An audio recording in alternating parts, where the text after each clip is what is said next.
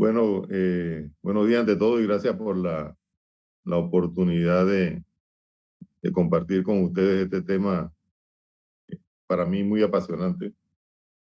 Eh, yo también soy egresado de la Escuela de Medicina, de la Facultad de Medicina de la Universidad de Panamá, por allá por un septiembre del año 79. Así que un gusto siempre de poder brindar algo de las experiencias nuestras en este tema. La cirugía cardíaca pediátrica inicia muy formalmente en Panamá, en el Hospital del Niño, en el año 1992, cuando se inició el programa de cirugía que ya lleva 30 años ininterrumpido, realizando procedimientos cerrados y procedimientos abiertos, que como uno lo puede clasificar haciendo grandes grupos, o también en problemas cardíacos simples y problemas cardíacos complejos. Entonces vamos a ir revisando primero los cerrados y después vamos a revisar los simples y al final vamos a tocar algunas patologías complejas. Todo lo que vamos a mencionar, todo lo que vamos a ver, se realiza en el Hospital del Niño frecuentemente, corrientemente, semanalmente, por así decirlo. Y también los casos complejos, solamente muy pocos casos complejos, si se pudiera llamar así, como un trasplante de corazón y otra cirugía, pues no hacemos en el hospital por el momento, por algunas circunstancias. Entonces, para conocer así rápido, que creo que lo importante es, desde el punto de vista de formación, es conocer algunas cosas importantes. Todo paciente que viene a una consulta de cardiología en el hospital de niños, sobre todo, los cardiólogos cuando ven al paciente, pues el paciente ya trae su electrocardiograma, trae su radiografía de tórax, y ellos le hacen la evaluación clínica y dentro de la evaluación clínica se le hace el ecocardiograma o ultrasonido del corazón para conocer si el paciente realmente tiene un problema cardíaco que hay que resolver o si solamente el soplo, que es por lo que regularmente el paciente viene, se le escuchó su médico tratante y tenía dudas y por eso lo envió. Entonces, de las patologías simples o cerradas más comunes, pues es el conducto arterioso persistente, que como ven allí, no otro que una estructura arterial que proviene de la porción distal del sexto arco aórtico y que regularmente se cierra al momento de nacer o en la primera semana de vida. El ductus es una estructura que funciona cuando estamos dentro del vientre materno, porque debemos recordar que cuando estamos dentro de mamá, los pulmones no respiramos con los pulmones prácticamente, sino a través de la sangre que viene oxigenada a través del cordón umbilical y la placenta, por así decirlo, de una manera muy sencilla. Entonces, un paciente con ductus arterioso puede tener dos características: ser ductus arterioso dependiente o no ser ductus arterioso dependiente. Los pacientes con cardiopatías complejas, como vamos a ver más adelante al final, son los que regularmente su vida depende de la existencia o permanencia abierta del ductus. Muchos de los pacientes que nosotros vemos en el hospital son con ductus porque su médico pediatra se los escuchó, unas características importantes en el soplo, o porque el paciente vino con una complicación como una falla cardíaca congestiva. Entonces, estas son básicamente las formas como más comunes de que se diagnostica la enfermedad. Clínicamente, pues que se escucha un soplo en los dos tiempos del ciclo cardíaco y se conoce como un soplo en maquinaria, porque es un soplo fuerte, que se extiende a través de, como dije, de la sístole y de la diástole. Siguiente. Si tienen preguntas a medida que vamos avanzando, las pueden hacer, no hay ningún problema. Entonces, una vez pues diagnosticado el ductus y que el cardiólogo lo mide con su ecocardiograma, puede definir si el paciente, las condiciones que tiene es para cierre quirúrgico con dispositivos por intervencionismo cardiológico o si es para cierre quirúrgico de la manera convencional abierta por toracotomía izquierda. Y siguiente, ahí están los dispositivos para el cierre, se cierran a través con dispositivos a través de coil. La otra patología bastante frecuente en nuestro medio es la coartación de aorta, que se define pues como una estrechez en el callado aórtico, que tiene varias variantes, como lo ven. Hay una coartación preductal, que es la que está antes del ductus. Hay una postductal y también una yuxtaductal. Y dependiendo si hay disminución del calibre del arco aórtico o de la gravedad de la estrechez, entonces también el paciente pues, va a venir con síntomas. Regularmente el paciente está en falla cardíaca congestiva. Y lo característico del paciente ya un poquito más grande, fuera de la etapa neonatal, es que no se le palpan los pulsos a nivel inguinal con fuerza, como se deben palpar. Como ven, pues los neonatos presentan insuficiencia cardíaca congestiva con ya cambios importantes del metabolismo, bajo gasto cardíaco y estos pacientes pues deben ser resueltos coartación, así como el ducto diagnosticado de ducto, pero la coartación también debe ser corregida. Y dejamos de corregir hace muchos años las coartaciones de aorta en la etapa infantil para comenzar a corregirla en la etapa neonatal, que es donde el paciente pues, se va a beneficiar con la reconstrucción de la estrechez. Se dice que inicialmente el primer procedimiento es un procedimiento abierto convencional y que si después hay una recoartación o si el paciente tiene o viene en etapa tardía, está ya un poco más grande en etapa de infante, entonces se puede intentar hacer dilataciones con balón y cuando ya tiene más de 14 años se pueden colocar un stent. ¿Siguiente? Entonces, ahí están los criterios. Ahí está una foto bien muy interesante de lo que es el arco aórtico, la coartación de aorta y la aorta torácica descendente para que vean la disminución importante del calibre. Eso se hace una reconstrucción para que quede bien amplio. La del centro, pues para que vean cómo es una dilatación con balón y dejar un stent en un niño más grande. Y la última de la derecha, cómo es la coartación, cómo ponemos las pinzas especiales, quitamos el segmento coartado en conjunto con el ductus, que es parte de la cirugía, quitar el ductus, y luego la anastomosis término-terminal. Siguiente. La otra anomalía para procedimientos cerrados bastante común son los arcos aórticos, que se define como una malformación en la cual la tráquea y el esófago quedan parcialmente rodeados por estas estructuras y producen a los pacientes una serie de síntomas por las cuales el paciente viene al hospital, tiene dificultad para tragar, tiene estridor, y muchos de estos pacientes pues, no ganan peso y tienen múltiples complicaciones, y hay una variedad de arcos aórticos que son importantes, como ven, doble arco aórtico, subclavia derecha aberrante, que es de los más comunes. El sling del ducto es poco común, pero lo importante es hacer estudios que cuando un paciente llega o un paciente está con estridor, aparte de ser una evaluación por otorrinolaringología, es importante siempre pensar que el paciente no gana peso o que vomita después que come, siempre pensar que pudiese tener la existencia de un anillo vascular que le está rodeando la tráquea y rodeando el esófago y no lo deja alimentarse o respirar de la manera adecuada. Deme la siguiente.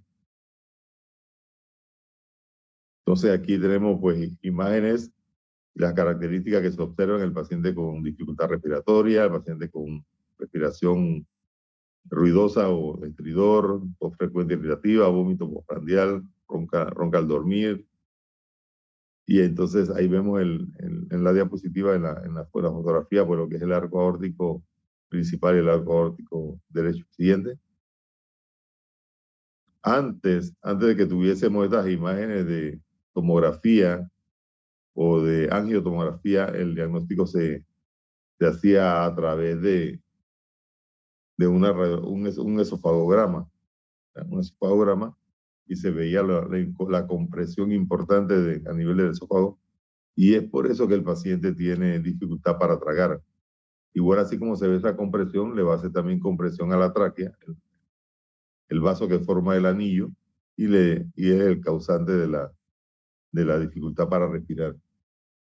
Una vez se resuelve el, el anillo, y dependiendo del tiempo que haya tenido de compresión, entonces también así va a ser el tiempo de recuperación. Muchos pacientes pasan hasta 6 meses con algo de respiración ruidosa y también con algo de dificultad para tragar alimentos muy sólidos. Siguiente.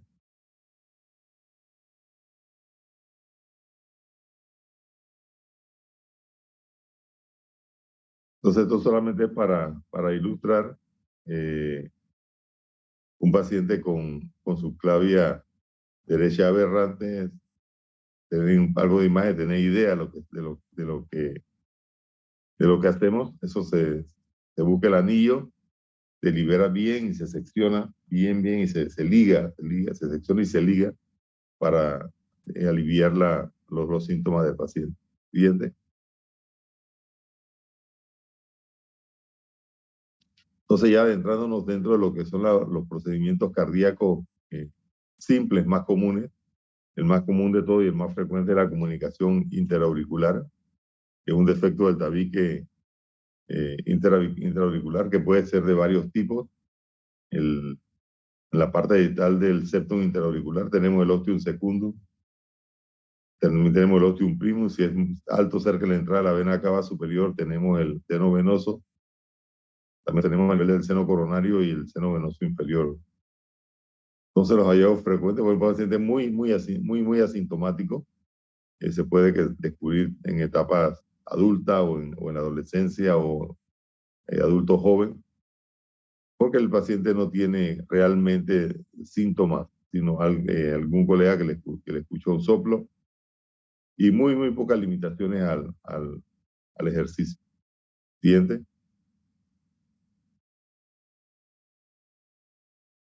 Entonces, como habíamos comentado desde el inicio, pues todo paciente su radiografía de tórax con sus características. El electrocardiograma era antes del desarrollo del ecocardiograma transtorácico y el transesofágico, pues era muy importante lo que se apreciaba en el electrocardiograma, como el bloqueo de primer grado, como hipertrofia ventricular. Eso es bien característico del paciente con una comunicación interauricular o interatrial. El ecocardiograma, que es fundamental para hacer el diagnóstico y ver el defecto. Y también se le hace a los pacientes ecocardiograma transesofágico para saber si el paciente tiene las condiciones o las características para cerrarlo con dispositivos. Entonces, como ven las imágenes inferiores, son pacientes que se cierran estos defectos cuando tienen buenos bordes en donde poder anclar el dispositivo. Esto lo hacen los cardiólogos mientras hacen un cateterismo por intervencionismo. Y Amplance, pues, es una de las marcas de los dispositivos. Y hay varias. Al principio solamente eran ellos, pero hay varias. Siguiente. Entonces, ya desde el punto de vista de cirugía, entonces es una cirugía a corazón abierto convencional, en donde el paciente, pues, se le coloca su eh, cánula la raíz de la aorta y en la cava superior y en la cava inferior, para entonces corregir el defecto con máquina de circulación extracorpórea.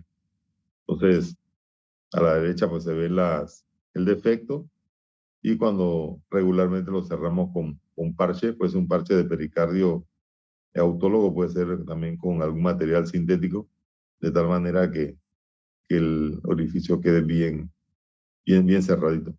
Siguiente. La otra patología bastante común es la comunicación interventricular, que no es otra cosa que pues, la falla o el defecto en el septum interventricular, permitiendo que la sangre pase del ventrículo izquierdo al ventrículo derecho. Y esta es una patología en la cual se debe resolver al paciente tempranamente, porque los pulmones no están diseñados para recibir ese volumen y el flujo de sangre con que el ventrículo izquierdo le envía al ventrículo derecho y el ventrículo derecho le envía a los pulmones. Entonces son pacientes que pueden comenzar a desarrollar hipertensión pulmonar tempranamente. Entonces, eh, los pacientes se deben operar menos del año de vida. Nosotros regularmente lo estamos operando entre alrededor de los 6 meses, por allí. Porque siempre también se le da un tiempo a ver si la comunicación tiende a cerrarse espontáneamente con manejo médico. Entonces hay varios tipos los tres más comunes, que es el perimembranoso, que está localizado en la región del septum membranoso, el muscular, que ya forma parte de la pared muscular del ventrículo, y también está de tipo subarterial. Subarterial puede ser subarterial aórtico o subarterial pulmonar. Entonces también son pacientes que cuando vienen por primera vez es porque algún colega le escuchó algún soplo o porque el paciente viene con síntomas de falla cardíaca congestiva. Y los defectos pueden ser pequeños, medianos o grandes, pero el tamaño del defecto no regularmente está asociado con la complejidad ni tampoco con la sintomatología. Mientras más pequeño es el soplo, más ruidoso es. Mientras más pequeño es el defecto, más ruidoso es el soplo. Y lo que está más relacionado con complicaciones tempranas de hipertensión pulmonar es es hacia dónde o en qué ubicación está el, el, el defecto. Entonces, eso se hizo un estudio hace muchos años, una pareja de patólogos hicieron un estudio de cuáles eran los vectores dentro del corazón y de ahí pudieron determinar cuál es la posibilidad de que un paciente con comunicación interventricular desarrolle hipertensión pulmonar temprana o no la desarrolle. Siguiente. Entonces, cuando si el paciente es muy pequeño y está eh, con muchos síntomas y está bajo peso, no tiene buena talla, regularmente le hacemos al paciente un cerclaje de la arteria pulmonar, que es la que ven, que es la que se puede apreciar aquí, un cerclaje de la arteria pulmonar, conocido como banding de la arteria pulmonar, para poder entonces controlar que el paciente gane peso, crezca y lo podamos corregir posteriormente. Se quita esta cinta y se hace la corrección de la comunicación interventricular.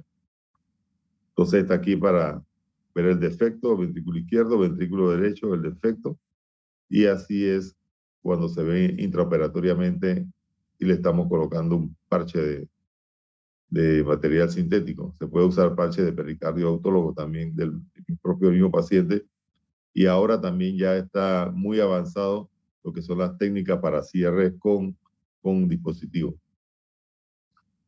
Igual tiene que tener las características para que el dispositivo, una vez desalojado, no se vaya a desplazar. Siguiente. La otra patología bastante común en nuestro medio es la tetralogía de Fallot. Recuerda que esta es una enfermedad que se describió ya en el siglo, a finales del siglo XIX, por Etienne Fallot, un francés que descubrió que existían una serie de niños con unas características, eran los famosos niños azules, y él en laboratorio de patología comenzó a ver los corazones de estos pacientes y encontró 4 características que son importantes de la tetralogía de Fallot. Recuerda que tetra pues significa 4 y Fallot, Etienne Fallot fue el que describió la enfermedad por primera vez. Entonces, las características son, primero, el defecto septal ventricular.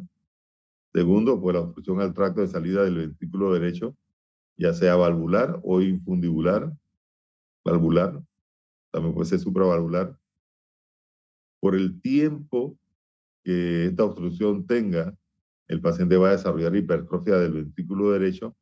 Y otra característica importante también es la dextroposición de la aorta, o sea, la aorta se ve desplazada hacia la derecha sobre el septum interventricular. Algunos pacientes tienen también comunicaciones interauriculares y se le conoce como pentalogía de Fallot. Y la otra característica es cuando el paciente, la arteria pulmonar está conectada, pero no hay válvula pulmonar o no hay conexión, entonces se llama atresia pulmonar con comunicación interventricular. Solo son maneras de llamar. Entonces, igual al paciente pues, se le descubre un soplo, ya cuando son más grandes, pues después de los 4 meses, ningún paciente con tetralogía de Fallot ningún paciente con tetralogía de Fallot nace cianótico, ningún paciente con tetralogía de Fallot se pone cianótico antes de los 4 meses. Y las otras características que ven allí, ya la vemos en pacientes mucho más grandecitos, los dedos en palillo de tambor, con las uñas en vidrio de reloj, como los van a ver ahora, y eso prácticamente casi ni los vemos, a menos que el paciente haya quedado en el tiempo sin corregirse. Y todos los pacientes pues ameritan corrección quirúrgica, ya sea que se le haga un procedimiento paliativo primero para buscar desarrollo de las arterias pulmonares o que se le haga una cirugía cardíaca correctiva. Regularmente la edad ideal para operar a un paciente con tetralogía de Fallot entre los 9 meses y los 18 meses. Pero se puede operar un Fallot antes de esa edad y así lo necesita o posteriormente a cualquier edad. Claro que las condiciones y el postoperatorio y los resultados pues varían dependiendo de la edad del paciente. Siguiente. Pero es una cirugía que regularmente hacemos en el hospital en el año, hacemos muchas de ellas. Entonces, como ven, un paciente pues con cianosis, pobre de crecimiento, pobre de desarrollo, limitado al ejercicio. Este es una paciente ya como de 14 años, ya en cama, con esta posición fetal. Estos eran sus dedos en palillo de tambor, con sus uñas en vidrio de reloj. Ya este tipo de paciente ya no lo vemos porque en el hospital pues lo operamos bien pequeñitos. Siguiente. Entonces, todo lo que hablamos de la radiografía, el electrocardiograma, donde en el eco se ven pues todas las características de la enfermedad, de la angiotomografía para ver el desarrollo de las arterias pulmonares, porque es muy importante programar un paciente para cirugía correctiva con un buen desarrollo de las arterias pulmonares. Está esta razón que se llama la razón de Magún y los Z-score que nosotros lo utilizamos para saber si el paciente es buen candidato para cirugía correctiva o si el paciente tiene que ir a un procedimiento paliativo primero. En la ley de Magún dice que fue Dwight Magún, la describió hace muchos años. Dice que el diámetro de la arteria pulmonar en el hilo pulmonar, tanto derecho como izquierdo, dividido entre el diámetro de la aorta a nivel del diafragma debe ser igual a 2. Entonces es el paciente ideal para corrección. Si el índice Magún es de 2. Con el tiempo el índice fue disminuyendo y está en 1.65. Entonces, este es el buen resultado cuando el paciente tiene un buen índice Magún. La característica del corazón en bota, la tetralogía de Fallot por el poco desarrollo del arco pulmonar. Y esta es una cirugía paliativa. Aquí está la arteria subclavia izquierda, aquí está la arteria pulmonar y esto es un injerto de Goretex. Hacemos una fístula, se llama fístula sistémico pulmonar o fístula de Blalock-Taussig, porque fue la doctora Taussig, la pediatra en Clínica Mayo, la que la describió, la desarrolló, y el doctor Taussig, que era el cirujano, pero el doctor Blalock, que era el cirujano, de aquel entonces fue el que la hizo por primera vez, pero la hicieron del lado derecho utilizando la arteria subclavia derecha. Siguiente. Entonces, características en el cateterismo cardíaco, pues todo esto es músculo. Esta es la vía de salida del ventrículo derecho, todo esto es músculo. Todo eso debe resecarse en la cirugía. El paciente con tetralogía de Fallot no tolera lesiones residuales, por ejemplo, dejar músculo.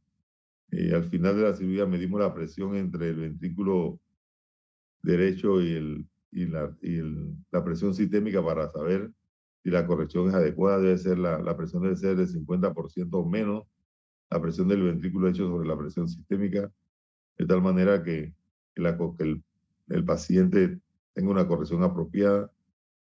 A veces hay que ampliar el tracto de salida del ventrículo derecho. Y estos son los cuidados pues, que hay que tener en esta patología ya dentro del grupo de las patologías complejas en el manejo postoperatorio del paciente.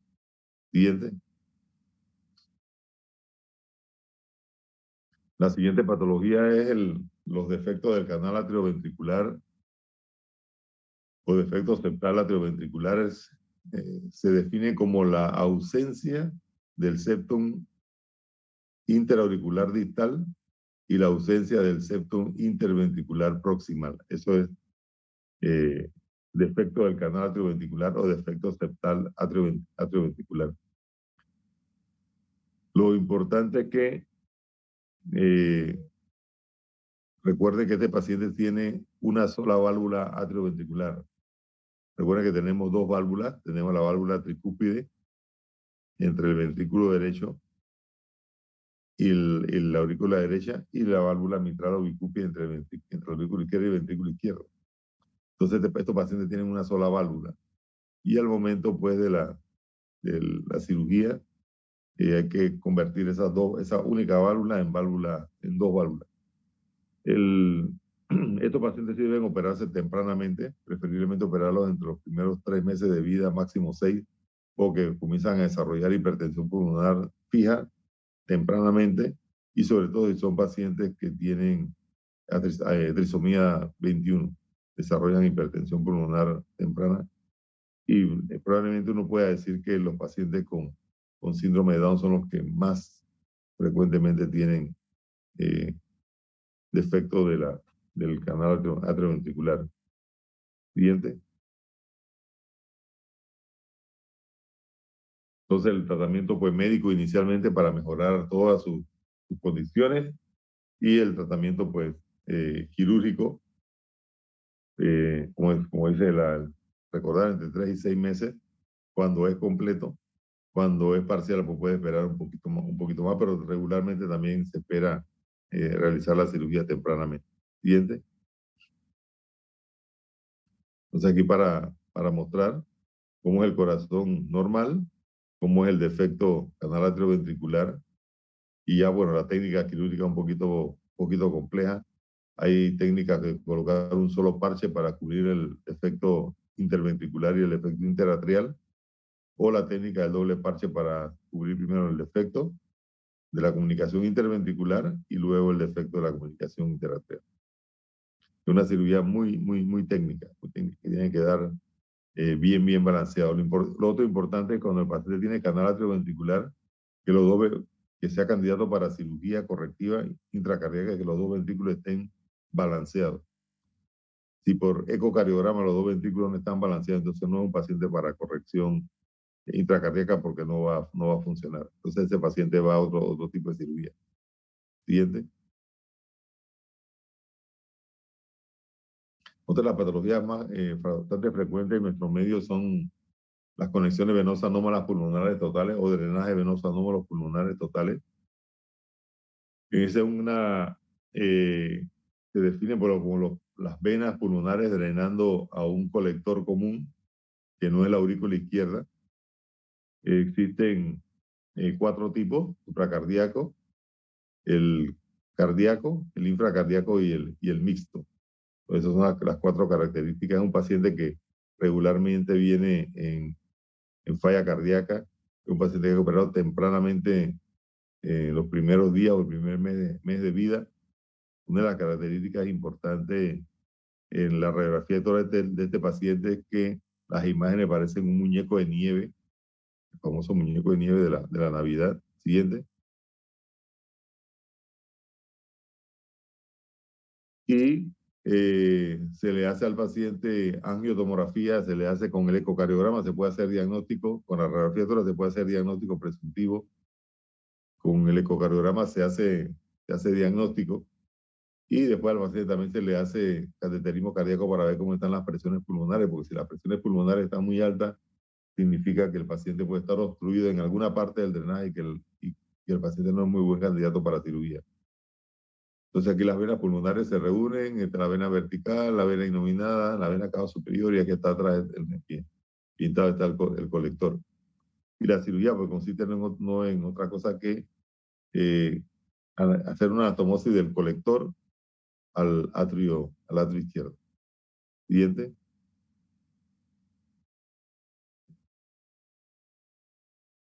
Entonces, la vena vertical, la vena innominada, la vena cava superior, aquí está el colector común. Estas son las arterias pulmonares. La variedad de infracardíaca, las 4 venas pulmonares se comunican, drenan y vienen y drenan aquí en este caso está drenando a la porta. Cuando es defecto cardíaco, este es el foramen oval, este es el seno coronario, este es la división muscular, se elimina este músculo para comunicar todo este orificio y se coloca un parche de pericardio autónomo. La cirugía realmente es muy sencilla, pero el paciente tiene que estar en las mejores condiciones para poder salir adelante de un procedimiento que regularmente llega muy complicado.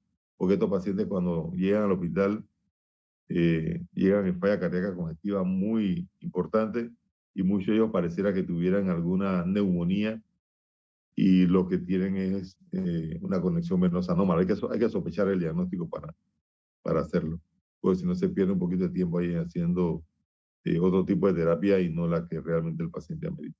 Siguiente. Y esta es una de las cardiopatías bien complejas.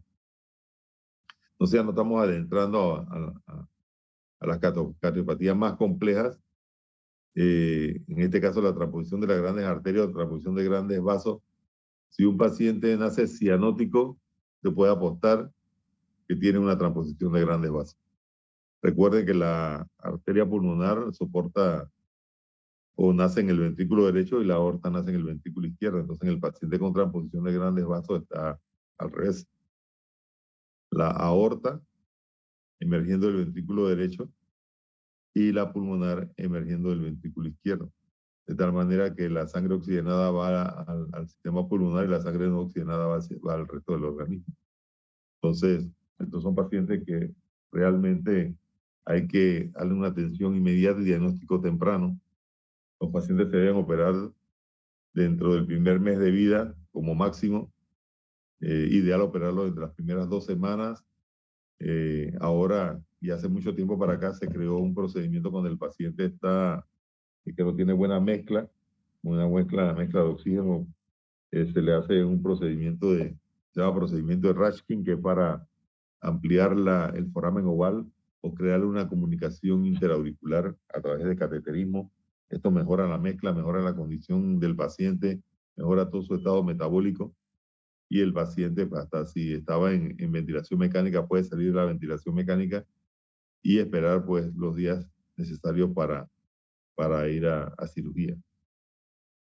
Como ven, cianosis al nacer, sobre todo que tiene el septum intacto, porque hay pacientes con transfusión de grandes vasos con comunicación interventricular, se tiene ya una ganancia ahí en cuanto a la espera y condición clínica, cianosis severa, insuficiencia cardíaca congestiva. Siguiente.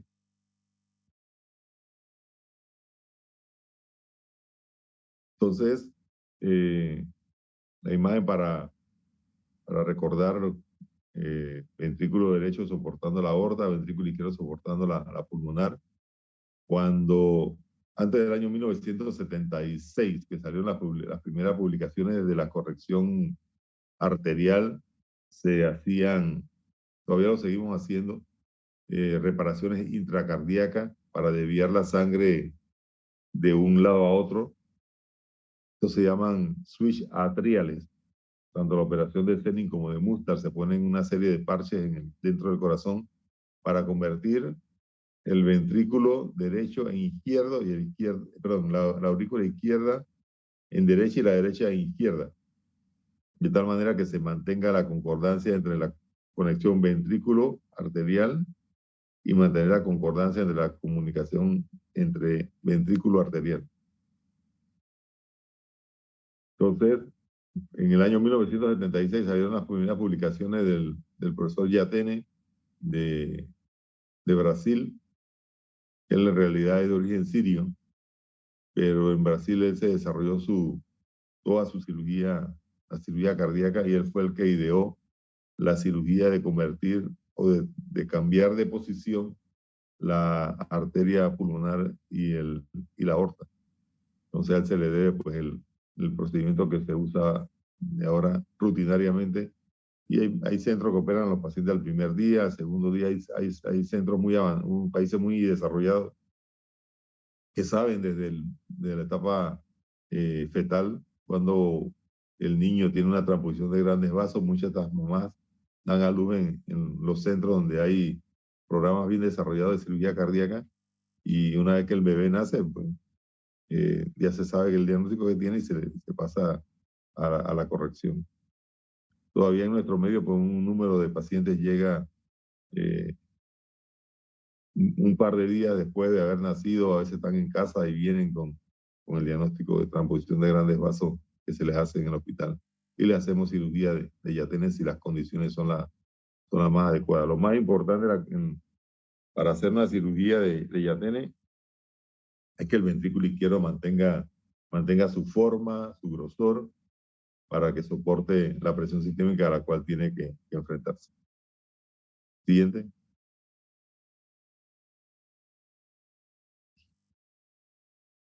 La otra patología que son las conexiones o atrioventriculares con ausencia de la válvula tricúpide o atresia tricupidia. Este es un paciente que llega pues, regularmente pues, en muy malas condiciones a veces al hospital, con mucha cianosis, ya son niños un poquito más grandes. Entonces son pacientes que como no tienen válvula tricúpide, no han tenido un desarrollo adecuado del ventrículo derecho. Si el ventrículo derecho no se ha desarrollado, entonces no se puede hacer una reparación biventricular.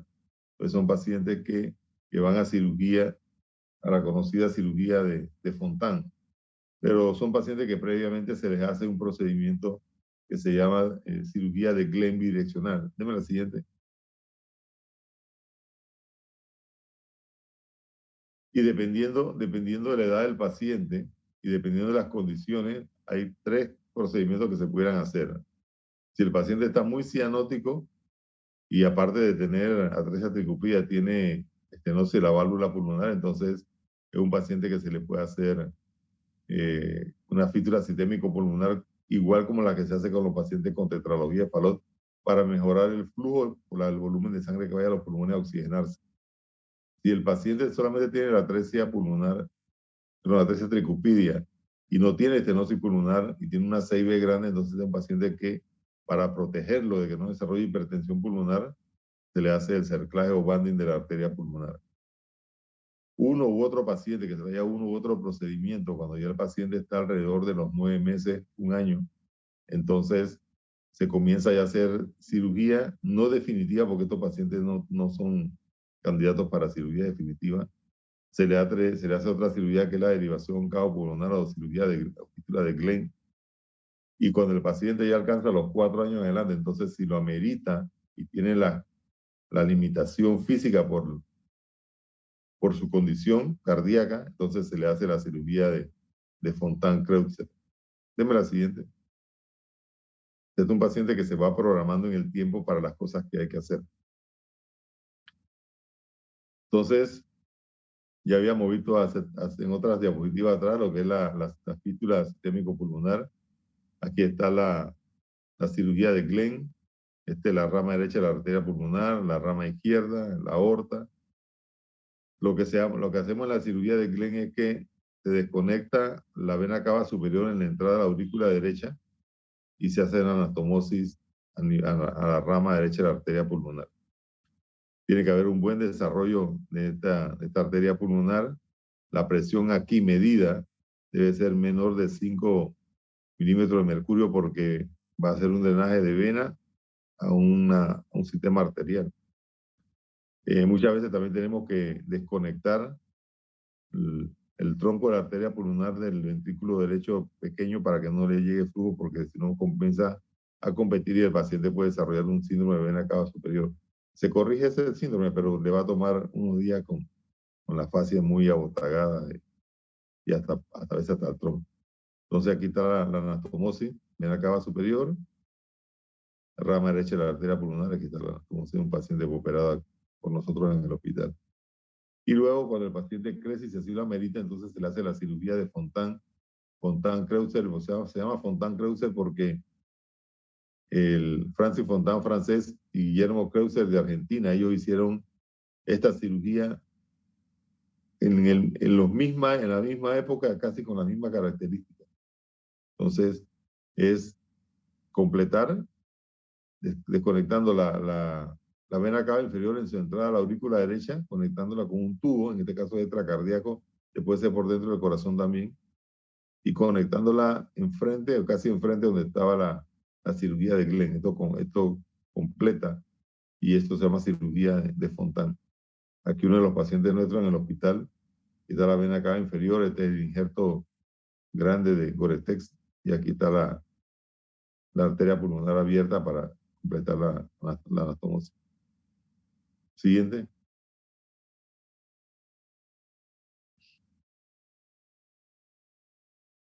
No tenemos, yo tengo pacientes operados en el hospital del niño que ya tienen 25 años más, y más, y de edad, y con muchos años de cirugía de Fontan.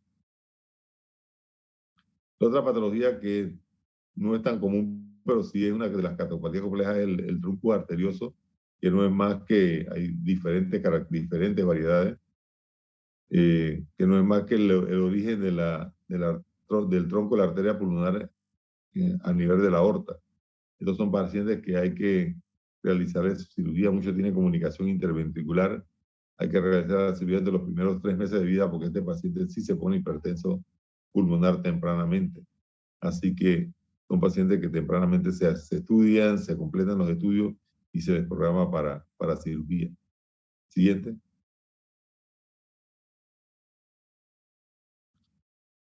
Entonces, muchos de estos pacientes, ha sido un truncus, muchos de tipo 1, muchos de estos pacientes eh, la distancia entre el tronco de la arteria pulmonar cuando se desinserta la aorta da para pegarla al ventrículo derecho, como en este caso. ¿Sí? Este es el tronco de la arteria pulmonar, este es el ventrículo derecho y este es el pericardio autólogo. Aquí se hizo la anastomosis. O se usan parches de Goretex. Pero cuando el paciente no da para hacer eso, entonces hay que usar estos injertos valvulados. Este injerto valvulado es la vena yugular bovina de la vaca, que se industrializa y se le ponen estos soportes que llaman stent para que cuando el esternón se cierra no lo comprima. Se colocan de esta manera. El ventrículo derecho al tronco de la arteria pulmonar y se cierra la comunicación interventricular. Son injertos pulmonares, son de esta marca, Contegra, desarrollado por esta empresa.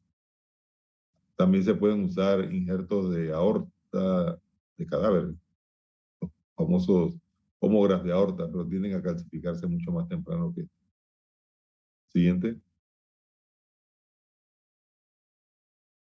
Y los ventrículos únicos, pues, puede ser izquierdo o derecho, dependiendo de las características que se encuentren en el ecocardiograma. No son pacientes para corrección biventricular, son pacientes para corrección a través de un solo ventrículo. Y regularmente, pues, le hacemos cirugías parecidas a los que, dependiendo de las características, van de arteria pulmonar, si no tienen estenosis la válvula pulmonar, fístula de Blalow-Taussig, si tienen alguna estenosis y los pacientes están con cianosis, de saturación importante, y luego posteriormente pues llegan a hacerse la cirugía de Fontan. Muchos hablan de que la cirugía de Fontan es un paso, le llaman bridge, ¿no? Como un puente, antes de ir que el paciente vaya a un trasplante cardíaco, donde hay programas bien establecidos de trasplante cardíaco. Bien, siguiente. No sé por qué se creció. Si la puedes achicar, no sé.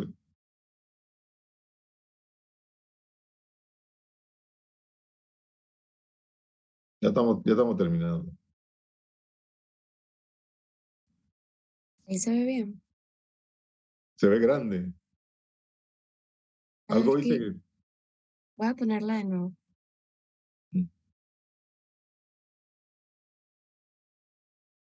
Algo dice por acá con el cursor que se ve grande. Bueno, igual se le hace, como le explicaba, pues cirugía de Fontana a estos pacientes. Lo importante es saber que no todo paciente con diagnóstico quirúrgico es candidato para cirugía. Pero el paciente que tiene diagnóstico quirúrgico, se le hace cirugía, hay tiempos ideales para cirugía, pero siempre habrá la posibilidad de hacerle algún tipo de cirugía al paciente, ya sea cirugía correctiva total, completa, que no tenga que no amerite más cirugía en el resto de su vida, o pacientes que van por etapas haciéndose diferentes tipos de procedimientos hasta alcanzar un punto en que es el que el paciente pues, ideal para su patología. Siguiente.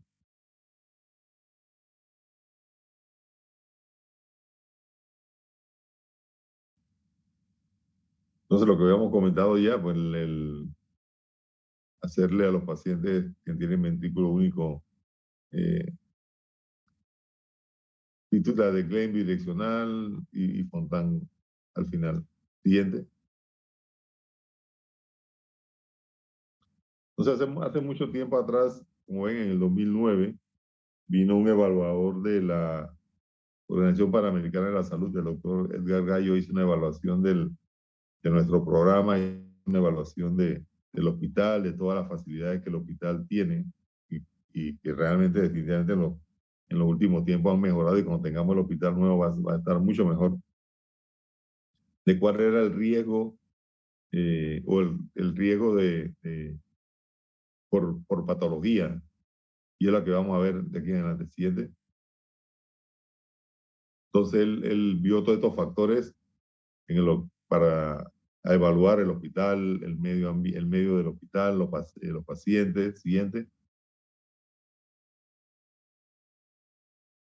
El equipo humano, la infraestructura, los materiales, los medicamentos, insumos, equipos, las salas como están, los cuidados intensivos, los quirófanos, y hay posibilidad de hacer cirugía ambulatoria. Siguiente. Entonces, dependiendo del resultado de esta evaluación, eh, así fue el porcentaje de, de riesgo para los pacientes por cirugía. Entonces, como ven, las cirugías de comunicación interauriculares, cierre CIA, coartaciones de aorta, conexiones pulmonares, el riesgo para nuestro hospital de mortalidad es 0.4%. Siguiente. Y así pues comienzan a avanzar en cuanto al riesgo de complicaciones, las cardiopatías un poco más complejas, eh, reemplazo de válvulas, por ejemplo, falot, todo este tipo de cirugía que ya tienen otras connotaciones, pues este es el riesgo para de mortalidad en los pacientes. Siguiente. Y ese riesgo es igual en otros países, no crean que es aquí en Panamá, eso es igual. ¿No? Los resultados estadísticos nuestros son tan buenos como los de Colombia, como los de México, como Argentina. No podemos comparar. Patología por patología tenemos casi los mismos porcentajes de mortalidad. Siguiente. Entonces, mientras más complejo el procedimiento, mientras más complejo el diagnóstico, pues también el riesgo es mayor y dependiendo del tiempo en que el paciente se opera, en el momento quirúrgico que el paciente tiene para cirugía. Como ven, transfusión de grandes vasos tiene un porcentaje de riesgo muy importante. En nuestro medio, el factor de riesgo el sangrado de los pacientes eh, y en muchas partes también no es tanto la técnica quirúrgica, sino el sangrado por trastorno de coagulación. Siguiente.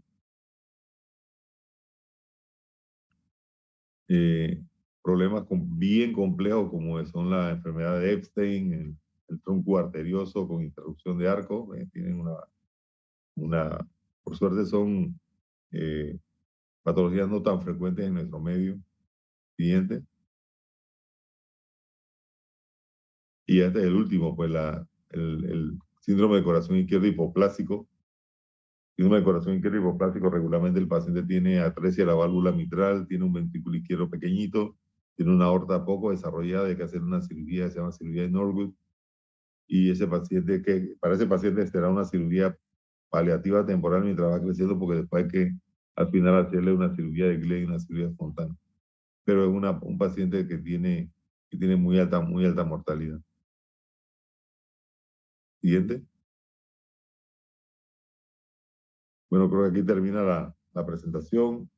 Esperemos que le hayamos dado una visión de lo que a este nivel necesitan conocer, saber. Lo importante para nosotros es que ustedes sepan que aquí en el Hospital del Niño de Panamá se hacen todas estas cirugías, que somos 4 cirujanos.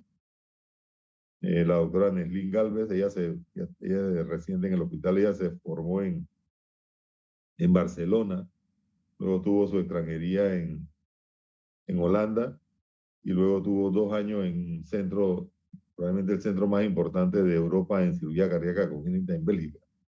Ella viene de allá.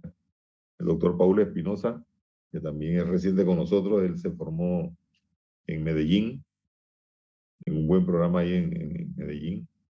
El doctor Olmedo Sousa, que también se formó inicialmente en la cirugía cardíaca en Medellín, y después él tuvo 2 años en la Universidad de Alabama en Birmingham, donde hay un buen programa de cirugía cardíaca congénita. Yo me entrené en el Seguro Social en el complejo y después fui también 2 años a la Universidad de Alabama, donde estuvimos allá en un excelente programa de cirugía cardíaca congénita y de adulto. Entonces el staff de cirujano, los cardiólogos, está el doctor Morales, que es el jefe de cardiología, él viene de Brasil. La doctora Scarlett Sinisterra, ella viene del Jackson Memorial. El doctor Aldo Campos, cardiólogo pediátrico y cardiólogo dinamita, centrado en el Hospital Infantil de México. Igual que él está muy bien entrenado en todos los procedimientos invasivos endovasculares de los pediátricos, y el doctor Neto Fernández, que hizo cardiología pediátrica y después hizo ecocardiografía. Así que ese es el staff de cardiólogo y de cirujano del hospital. Preguntas, comentarios, que gusten.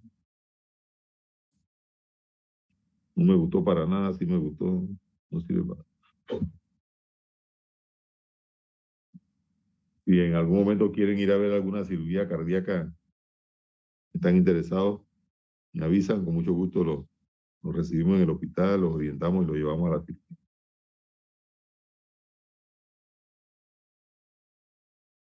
Doctor, yo tengo una duda, es que no me queda muy claro cómo es el procedimiento quirúrgico en aquellos pacientes que tienen tetralogía de Fallot con atresia pulmonar.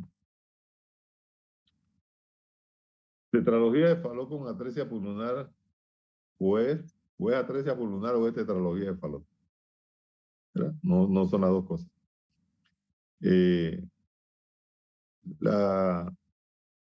Pasa que hay diferentes nomenclaturas, pero la tetralogía de Fallot lo que hace es corriges o cierras el defecto septal interventricular con un parche, como habíamos comentado, ya sea de pericardio autólogo o de algún material plástico.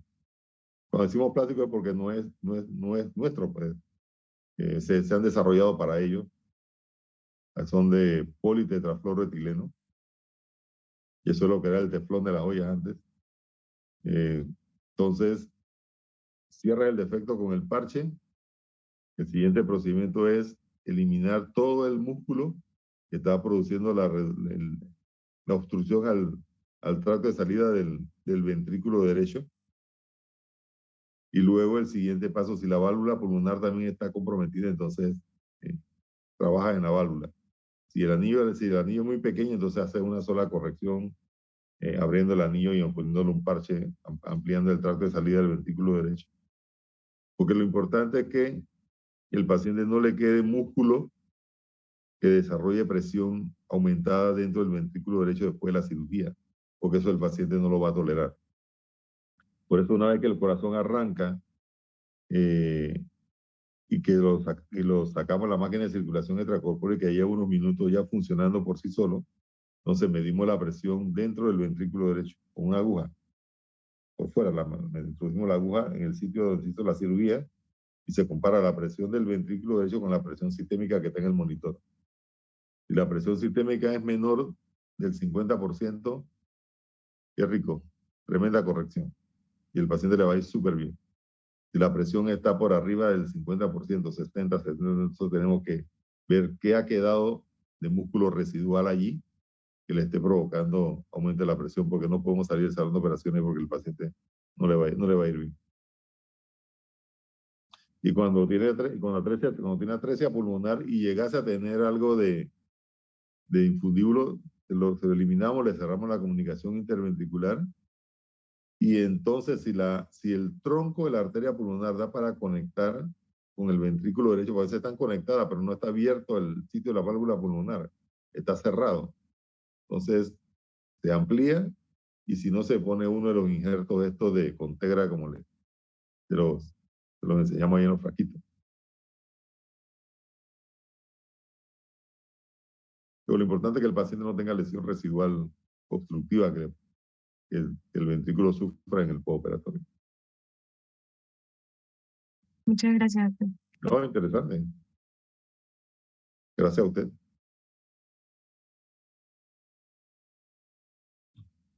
¿Alguien más desea hacer algún comentario, alguna pregunta, algo que no quedó claro?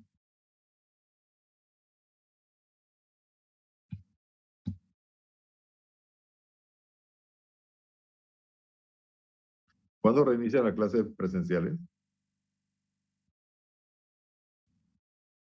Ya varios grupos están yendo presencial, solo que nosotros, por ser un grupo muy grande, no cabemos en los salones. Entonces, algunas cosas las hemos estado haciendo presencial, pero de manera híbrida. Ya. ¿Cuántos son? 155. 155. Wow, son una de las promociones más grandes. Sí. Qué bien, qué bien. Sí. 155. Nosotros grabamos 59. Sí. Qué bueno. Qué bueno que hayan decidido estudiar medicina. Bueno, si no tienen ninguna otra pregunta o comentario, estamos siempre a la orden para consulta, algo que quieran saber, que quieran vivir la experiencia de una cirugía cardíaca de niños. Cuando gusten. Solamente tienen forma de contactarme y vemos, porque hay patologías en las cuales se puede comprender lo que se está viendo sencillamente, pero hay otras que no, entonces hay que buscar la que puedan, porque no solamente es la cirugía, sino la parte de anestesia, todo lo que hace el anestesiólogo cuando el paciente llega, la parte de la preparación de la mesa instrumental quirúrgico, cómo se coloca el paciente en la máquina de circulación extracorpórea, todo eso es esa parte de la cirugía. Y lo que se hace técnicamente, ¿no? Bueno, gracias a ustedes por la oportunidad y al doctor Victoria también que siempre nos invita a conversar con ustedes. Bueno, gracias. Gracias, doctor. Gracias, doctor. Bueno, a la hora. Bueno, a la hora. Hello, Gracias, doctor. Hasta luego, doctor. hello. Hacen bien.